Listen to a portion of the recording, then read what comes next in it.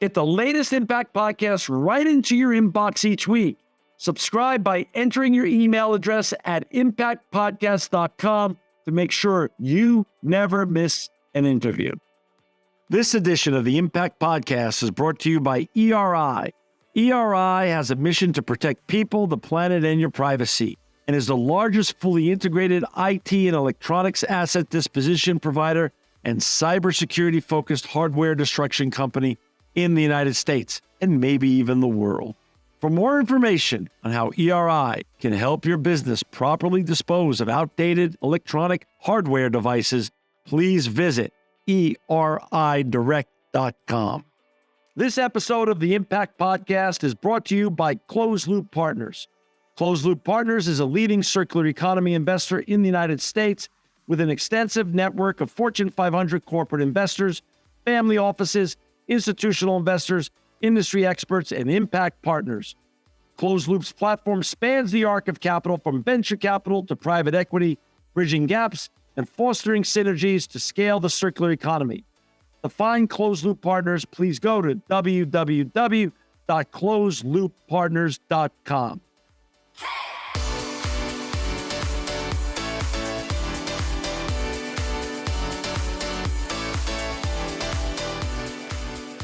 Welcome to another edition of the Impact Podcast. I'm John Shigerian, and I'm so honored to have with us today Marina Donovan. She's the Vice President of Global Marketing, ESG, and Public Affairs for Itron. Welcome, Marina, to the Impact Podcast. Hi, John. Thanks for having me. Hey, Marina, before we get talking about all the important work you're doing in ESG, sustainability, and other important issues of our time with your colleagues at Itron, I want to talk a little bit about the Marina Donovan story. Where did you grow up, and how did you get on this very important journey that you're on? I grew up in Southern California. Oh. Yeah. Which part of Southern California? In the Torrance, Rhode Island Beach area. Gotcha. South Bay, in the South Bay. Exactly. That South Bay, yes. Okay, so you grew up in the South Bay, and which is very close to the ocean, very nice community, a lot of clean air. Talk a little bit about, do you think as a child you were going to go into not only working for a great brand like Itron, but also doing things that had a greater purpose, much greater than ourselves? I think I was trying to figure it out. Okay. I recall, the one thing I knew, both my parents were super hard workers. My mom was a career woman, worked for the LAPD for a long time. My dad had his own business. So I always had jobs, but I wasn't sure. Like, I tried nursing and worked at a local hospital. As a volunteer, and back in those days, there was no screening. Like, they would just throw you in the ER and see how you did. And I didn't do too well. So I thought, I want to help people, but nursing's not for me. Okay. It's a little squeamish. So long story short, my mom, I think, was getting a little worried about me because I'm in, high school, and I really don't know what I want to do. This is, a long time ago. Like, now everybody's on some triple counseling and test taking, regime. But I had a very important conversation with my cousin Jane, who sat me down and is like, what are you passionate about? What do you like to like? What do you think your strengths are? And it really, at the time, it wasn't science or math, but that wasn't really that wasn't encouraged at that time. Right. It was more about writing, communications, connecting people. And at the time, Jane, who was a former USC graduate, by the way, and has had an amazing career as a researcher and author. She sat me down and she said, well, why don't you try a career in public relations, which would, those skills, like, you like to do those things. So, that's where you naturally gravitate toward. And she was working at a utility, I think Southern California Edison at the time. Okay. So I was super intrigued with, that sounds like an important thing to do. And then the rest is history. I went to San Jose State. I graduated. I met amazing people because I was in the heart of Silicon Valley. My good friend's husband was one of the first engineers at Apple, went to one of their launch parties, thought, God, a career in tech, this seems great. But the thing that was exciting for me and for all your listeners and viewers out there, I was so excited about it that it didn't seem like work. Wow. So, because I had jobs that were like work. I worked at Del Right. Amo Fashion Center. Right. I You know. know, Yeah. I sold shoes. I worked in a, I mean, I did all these jobs that you were just counting the hours, But you know? isn't that the beauty of youth, though? We're supposed to try different things until we find something that we fall in love with. Right, right, exactly. So, so from there, yeah, I just kind of worked my way up in different jobs, and here I am today. Many years later, but I have to say, I it's been so rewarding in so many ways. I love what I do. The fact that I get to work in both tech and in utilities, which is so important. I mean, we take it for granted until things don't work. It's I don't know. I mean, I'm excited to come to work every day. So, Let and me I ask get to you this. work with great people. So, So, if you were speaking to your 18-year-old or 21-year-old self, which goes to a lot of our listeners around the world, what's your best advice then? Make sure that you love whatever you're going to end up doing, fall in love with it to make sure that that it never feels like work again. but that too. But I think it's just like, hey, what are your strengths, right? Like, Okay. what do you gravitate toward, and start there? Because now, as a result, like I love learning about how everything works. Hmm. I mean, I just because now, I mean, you just can query anything. You can be curious and you can learn about anything. But so because I think people just need to feel comfortable, like, hey, I'm good at something and I want to pursue that. But yeah, if you're excited about the topic, it just makes it a lot easier, That, right? that But and makes I do think it's important to try things too. right, Yeah, right. because in college I did a lot of video work and stuff, and I go, God, this is really hard. It's so tiring. But anyway, Well, it's so funny you said that. My wife and I moved from New York City to the South Bay when we first got married, and we lived in Redondo. So we know yeah, that area very well. We yeah, love that area. We know the Del Amo Fashion Center, and of course Torrance. yeah. And by you moving to San Jose and going to San Jose State and being in the heart of Silicon Valley Mhm. almost at the genesis of its ascent in the Yeah, technological revolution, you put yourself, whether knowingly or unknowingly, you yeah, put yourself in the epicenter of literally one of the most important regions on the whole planet. yeah. And you credit that putting yourself in the right area at the right time with also part of the reason of your success. Yeah, but I also think too, it's like you can go back to important conversations in your life, and that conversation with my cousin changed my life I love it. for the Shout better. out to And I Dave. mean, yeah, and for sure I wouldn't have had the career I've had if I wasn't here and met the people I met, and just had a lot of opportunities. I mean, a lot of opportunities for women too, right? Right, right. So, That's great. For our listeners and viewers to know a little bit about Marina's company, it's Itron. It's going to be in our show notes, itron.com, Itron.com. Here's what I read, but I want you to elaborate a little bit more. Itron is transforming how the world manages energy, water, and city services. Elaborate on that a little bit more, Marina. okay, I mean, we've been in business about 50 years. Wow. Okay. And we work with water, gas, and electric utilities to help them do a better job of modernizing their water energy management. So, and we build and we help. I mean, ultimately, the benefits we provide are providing more efficiency, building resilience, safe systems, and affordable service.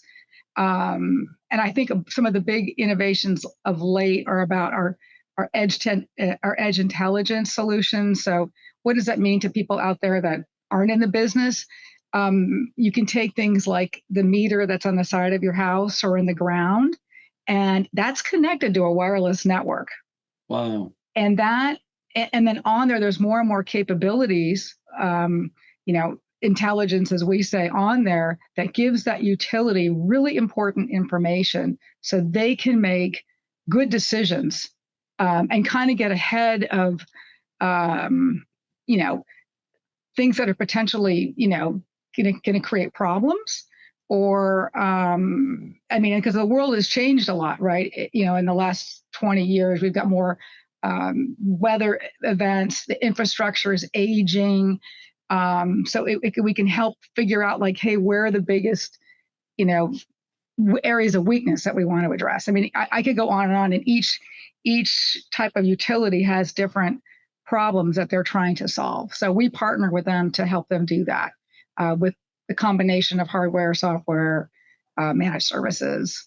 I mean, you see a 50-year-old company, but all of a sudden it seems like Itron's about to have a star turn in that water and energy are two of the greatest issues now when it comes to the sustainability revolution that we're living through, the circularity revolution, and the AI revolution. All three have converged and made energy and water two of the hottest topics, not only here in the United States, but around the world. So I assume that Itron is literally going to have its Netflix star turn moment where it goes from making discs that we received at home and we're so excited to receive at home to becoming one of the most powerful, if not the most powerful Hollywood studio that's on this planet today. So explain that what you're going through as an evolution of a brand.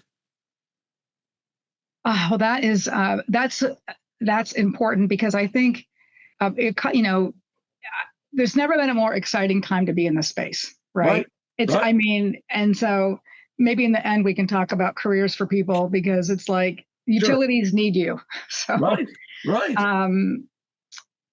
But I think the change is like AI is coming on so fast, and it's coming. Right.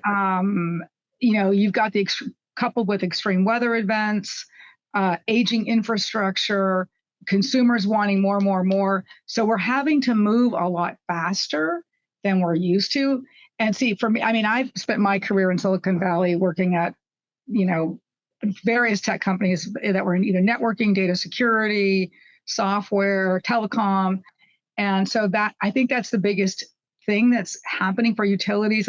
And we're part of the trying to help educate everybody to get them on board and make them feel comfortable that they can do these things. And we're going to have to move a little bit faster. I mean, not only the vendors such as Itron, but our customers, the regulatory side of it as well.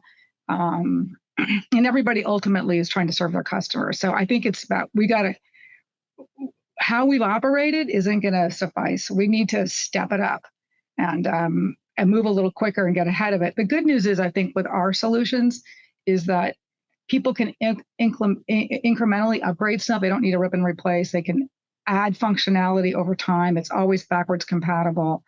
And we really are there to help them get ahead of some of these opportunities for improvement. And ultimately, it's about serving their customers and their communities. As I shared with you before we went to record this episode, I had lunch today with a person that was very near and dear to my heart. We used to work together at a brand that I started back in '98 when I call that the beginning of the technological revolution, because 1998 is actually the demarcation point where Google was founded. So I started .com, didn't know what I was doing, and this guy was my lead coder. And now he's become an AI savant. So we were just talking about what you just brought up, and to use a Silicon Valley term, he and I both agreed that Moore's law is now a thing of the past. It's moving, things are moving so fast that that's literally an old terminology that does not hold anymore. Does not hold anymore. So let's talk about your title, Vice President of Global Marketing, ESG, and Public Affairs. As you and I know, ESG, even marketing, and even public affairs could all be read very narrowly or, of course, very broadly. Talk a little bit about what's your exact role at Itron, and what's your day-to-day, quarter-to-quarter, year-to-year type of work that you do to help the company forward its mission? Okay, well, at a very high level, it is about creating visibility and awareness of our company and our solutions. And I think it's about continuous education on several issues to all of our different stakeholders. I also, in terms of the sustainability program, I oversee the strategy, working very closely with our CEO and many of our executive staff. It's a huge program and team effort. And I think honestly, the thing about Itron that I love is that the company has always been cared about the environment. It's always tried to provide solutions that would help our customers ultimately reduce greenhouse gas emissions, be more efficient, reduce water leaks, prevent gas leaks, things like that. So that was kind of inherent in the DNA. But now, sustainability is more of a program. Your stakeholders care about it. And the interesting thing to me, just as a marketeer, and I can unpack more about my day-to-day job, but Yeah. as a marketeer, our sustainability report is the #1 downloaded piece of content on our website. Okay, let's pause there. So itron.com is your website. It's going to be in our show notes. So does your annual sustainability report live in perpetuity every year on your website? Great. Of course. Yeah. Okay. Our shareholders care about it, our customers, our employees.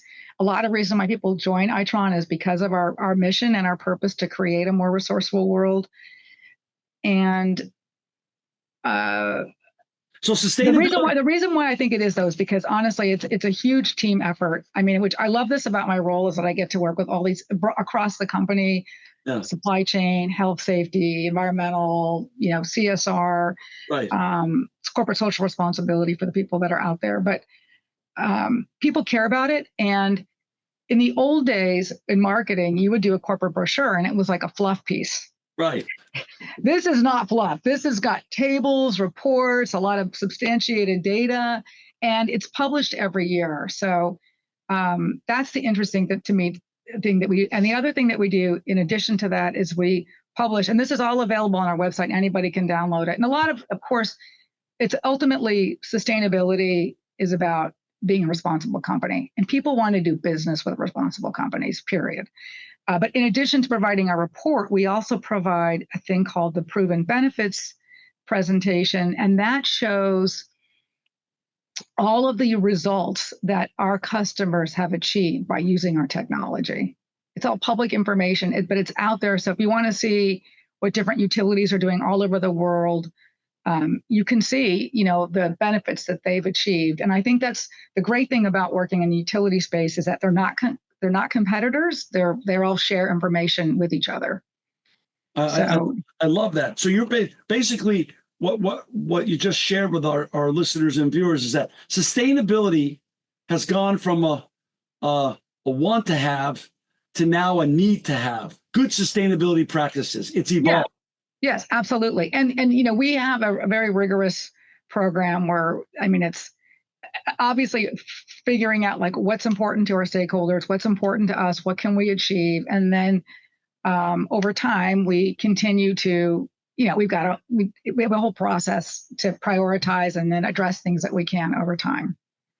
I love it. So now let's talk about AI. We know sustainability and circularity are trends that are not going away anytime soon, and neither is, as you said, whether we like it or not, AI is here to stay and growing, and data centers are here to stay and growing to support the AI revolution.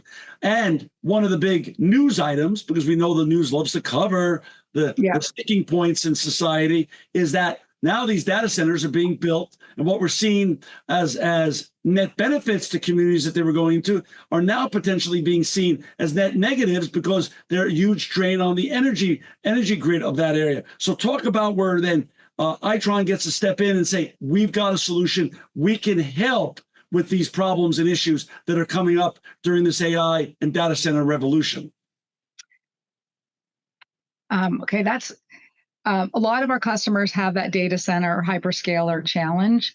Yeah. I think what a lot of people don't realize is that a lot of those are being privately funded. So, by the usual suspects out there, and and the thing that I like to see the benefit of AI is that AI ultimately is going to help our customers and communities solve problems better. Got it. So, for example, one thing on the issue of water, we work with companies like Microsoft. We can figure out, hey AI, tell me all the customers out there that have continuous flow of water, which means that you've got a water leak. AI can help do that and provide that list, and then the utility has an opportunity to proactively reach out to the customer. Hey, your bill seems super high. That's a value add to a customer. Like, I don't want to pay more than I have to. I want to pay what I use, but I don't want there to be waste, right? Mm-hmm. So I think AI is there's so many more positives than the negatives it's getting. It can help determine, in the report, the resourcefulness report that's also available for anybody out there. They can go to itron.com/resourcefulness. You can see, you can get all that information. We surveyed 500 utility executives in North America. And But a lot of things like predictive maintenance of equipment, that is so key to be able to put those sensors.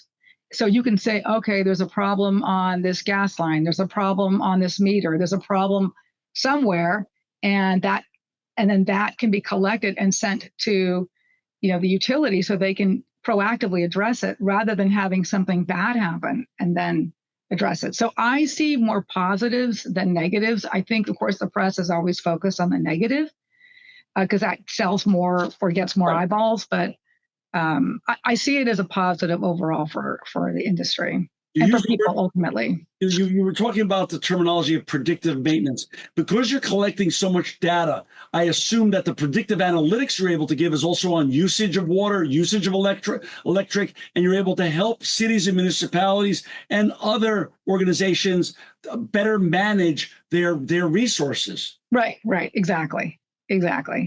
Who is the clients? What is your client base made up of? Cities and municipalities, water utilities, gas utilities, and electric utilities, or am I missing somebody in your ecosystem of clients? No, I think you covered it.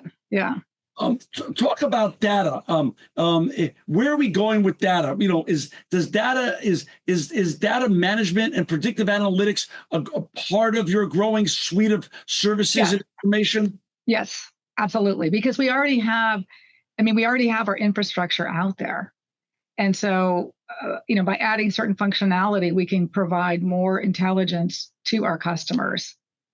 And for us, it's not something new, really. It's more of a continuous evolution of what we've been doing all along. And the thing with Itron that's great is that we've been doing it at scale, and we have 8,000 customers in 100 countries. So, and I think, and they come back. So I'm feeling good that we're able to support them. I know since it's a 50-year-old company, I want to go back to something you just said a few sentences ago. You're very bullish on the AI revolution. Is it also because AI takes what was this is only being said with kindness and respect. What was Itron maybe a sleepy brand that people took for granted because it wasn't Apple or NVIDIA or one of these, or SpaceX. And AI is actually now helping power the solutions that Itron gets to deliver, but in such a way that everyone really needs the solutions now more than ever, because you're able to deliver it the best because of your institutional knowledge of this space. Yeah, it's interesting. It all depends how you look at it. I mean, we all used to take our utilities for granted. 100%. Right.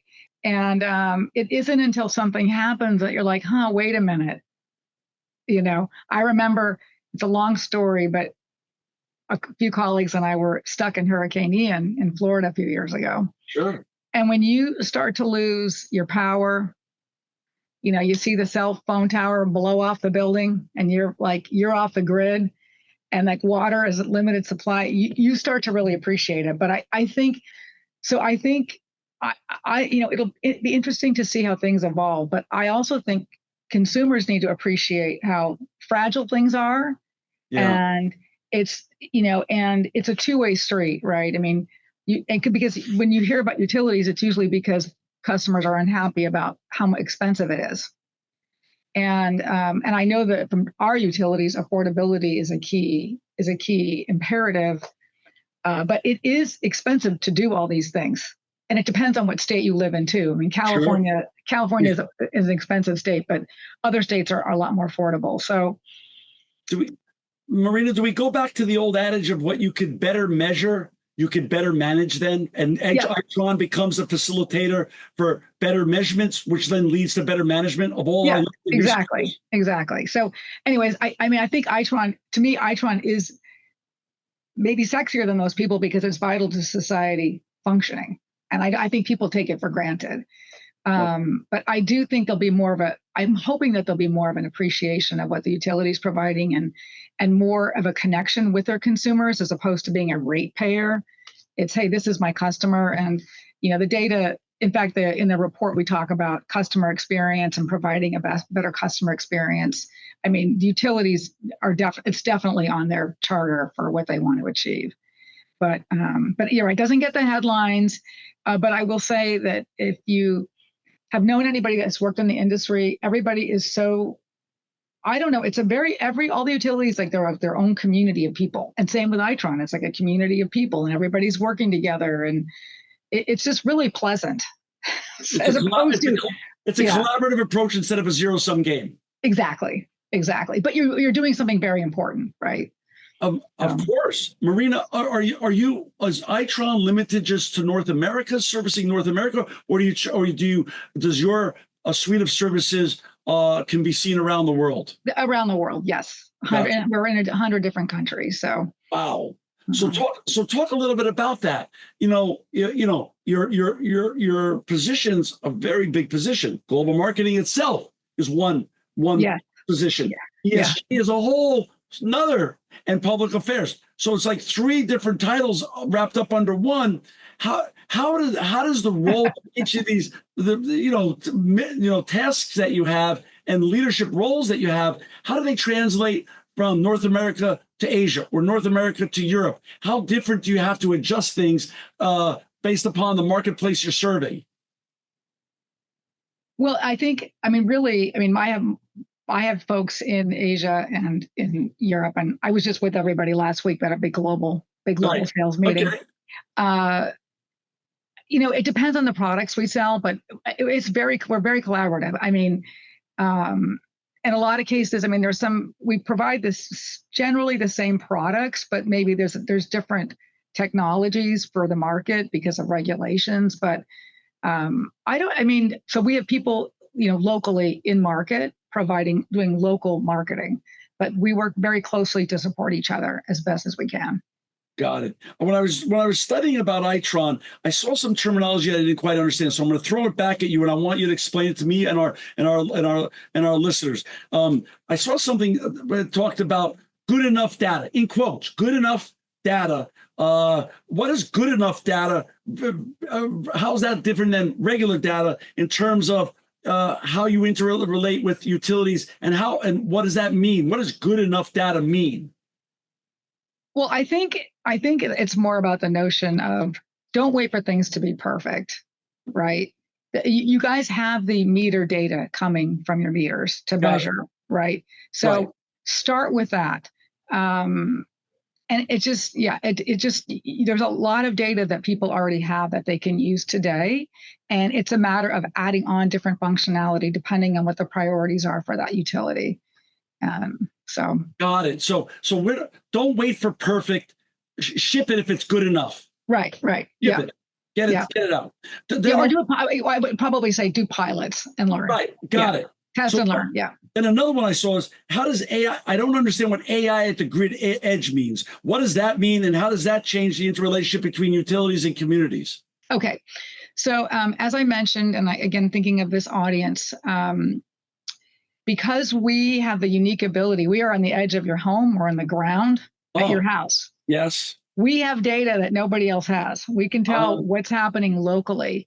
And so by adding extra intelligence, and technology inside, like 1 or 2 of the key spokes meters, we can talk to the back office about what's happening, right? Again, trying to make sure there's no what we call anomalies or potential problems that need to be looked at. And today, I think we're the only one that I think we've shipped about 16 million of these special devices. Wow. And you can have one per a group. Like you can just add this one special meter, the DI meter. And so that's what we mean about more intelligence at the edge of where stuff is happening. So whether it's on the line, the electricity line, whether it's on a pipe and it's detecting, like we have gas meters that will automatically shut off if they just detect something that, the pressure is not right. And it will shut off for safety reasons. So because I was interviewing a customer at Inspire, a big customer event, and I said, well, don't people just call, when they smell gas? And he goes, no. So, wow. yeah. How fast Yeah, if I was a city council member or a mayor of a city or a municipality, has the acceleration of them reaching out to you to come and help them be better public servants and stewards of their community, has that accelerated over the years as people want to be good public servants and actually make their communities the best they can be in terms of managing their resources to the best of their abilities? And now they know that your technology exists. Are they reaching out more and more and sharing it among each other to say, hey, you should call them or contact them? They can really help you get your city on the right side of sustainability and managing your resources to the best of their abilities. Yeah, we are seeing more of that. I mean, keep in mind when people buy our products, it's very different than any other sale. It's a 20-year commitment. It's a marriage. Wow. Okay. Wow. So, and I think in a lot of cases, many cities just don't have the budgets to change things. So they're not maybe the early adopters, but now as they're getting more comfortable with how the technology is used, and then we're getting better about providing solutions that cities can easily deploy, not so complex, because we've learned a lot through the years. Yes, we are seeing more of that. And yeah, so I'm excited about that. And how does that translate then into trust, reliability, and accountability, between regulators, customers, and the public at large? Because now, again, you're not now seen as a want to have, you're a need to have. This is almost non-negotiable now. I agree. Well, the one thing I will say about ours, I've been here, 10 years.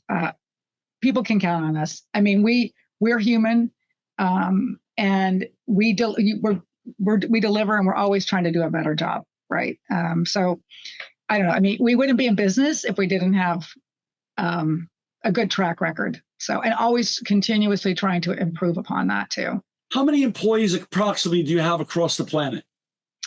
I want to say it's around 5,000. Okay. Yeah, so and then contractors as well. How do you then, as both as the head of marketing and ESG and public affairs, how do you educate them so they can not only be the best ambassadors for Itron and the work that you do and the services you provide, but actually become great evangelists for what you do?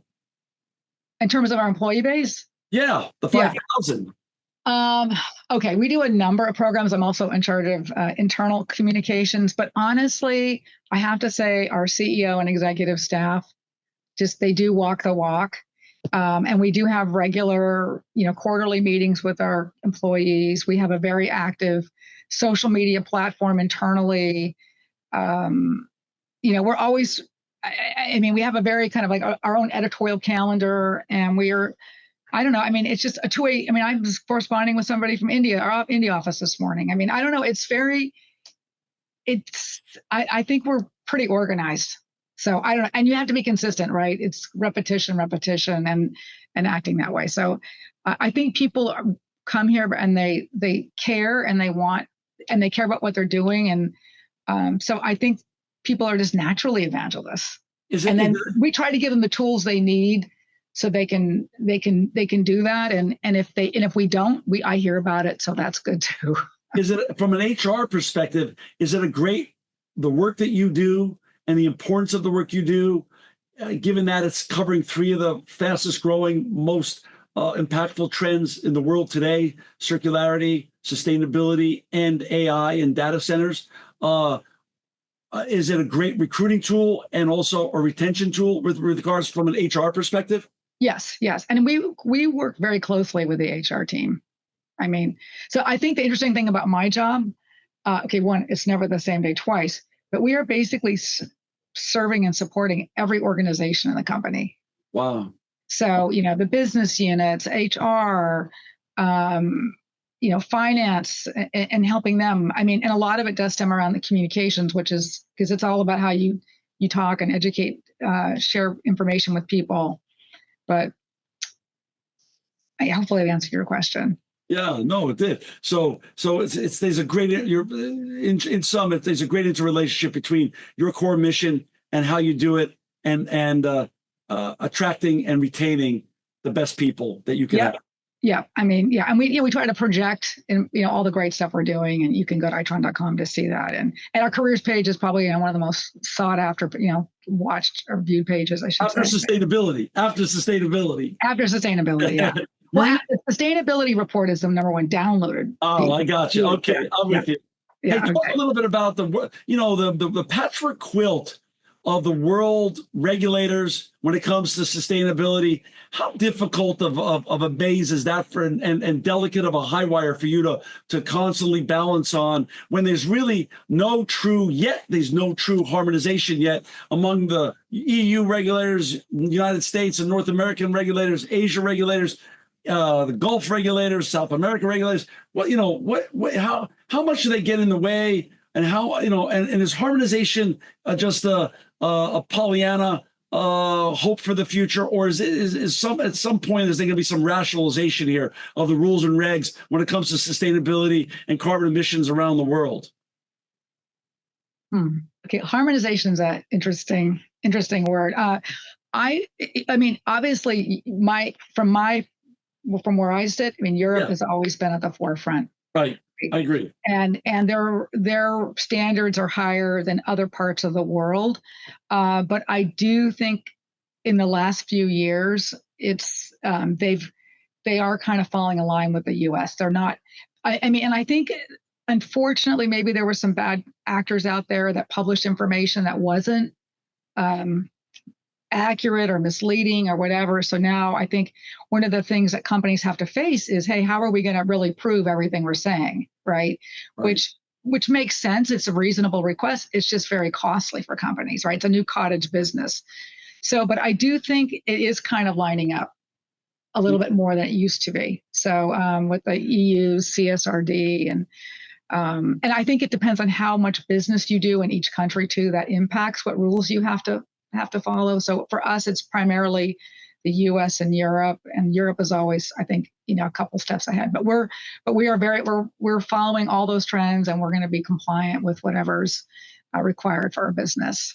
Talk a little bit about some of you're there 10 years, so what's happened in the evolution, and you've been through the hyper scaling part of your business right now. Let's talk about some of your favorite projects and initiatives. If today you and your lead team, were going to close one of the biggest deals ever in Itron's history in the last 50 years, and you needed to put on one or two sheets your best examples of your favorite projects and initiatives that just really sing off the page, share with our listeners and viewers a little bit what those projects and initiatives would be.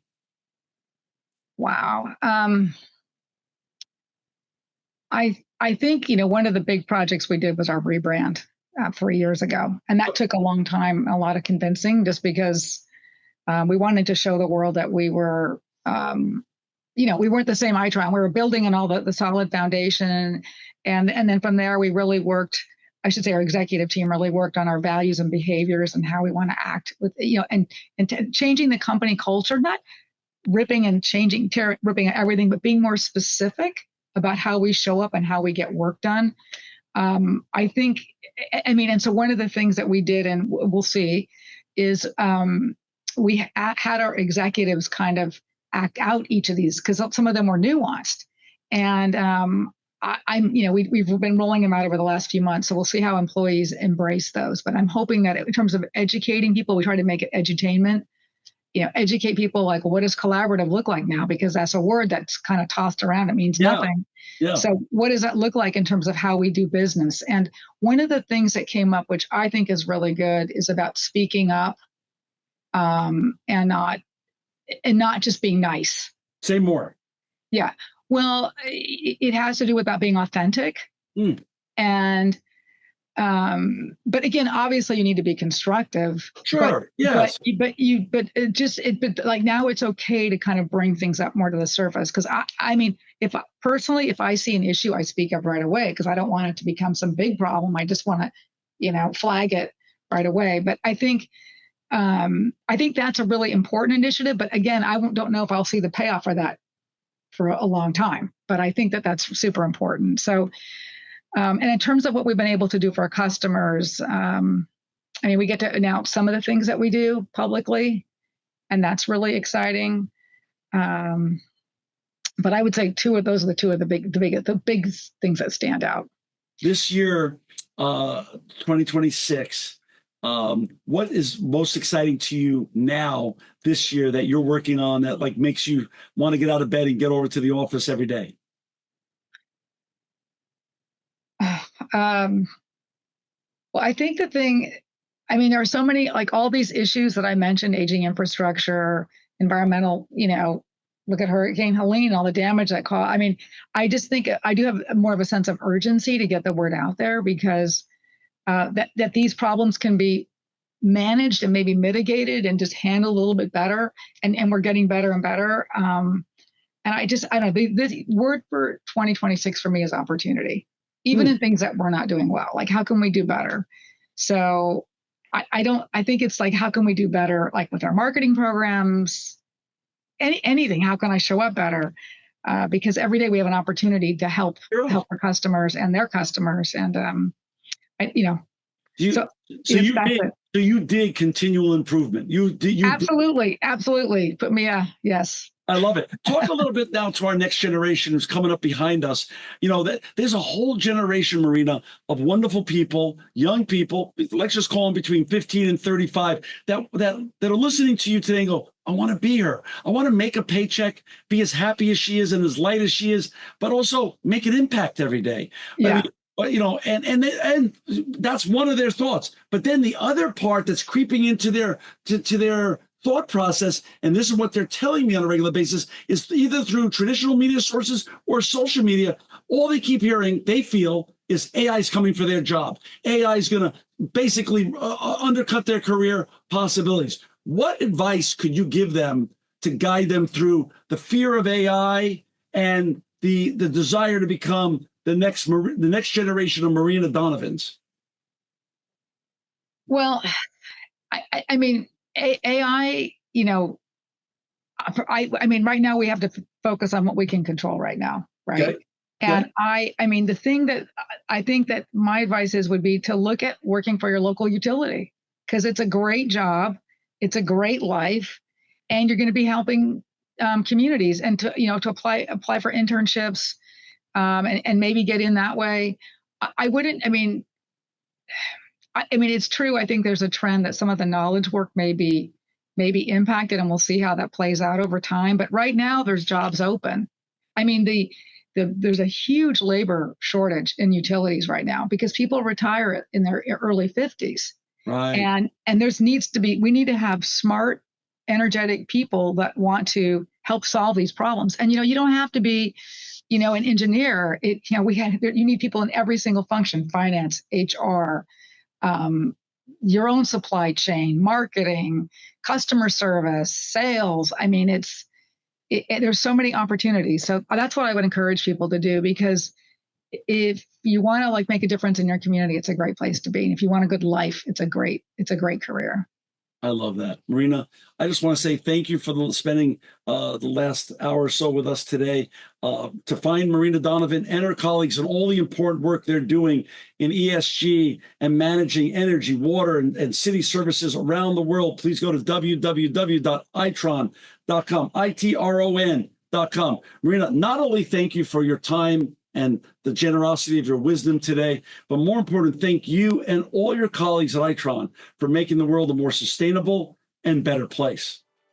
Thank you. This edition of the Impact Podcast is brought to you by Engage. Engage is a digital booking platform revolutionizing the talent booking industry. With thousands of athletes, celebrities, entrepreneurs, and business leaders, Engage is the go-to spot for booking talent, for speeches, custom experiences, live streams, and much more. For more information on Engage or to book talent today, visit letsengage.com.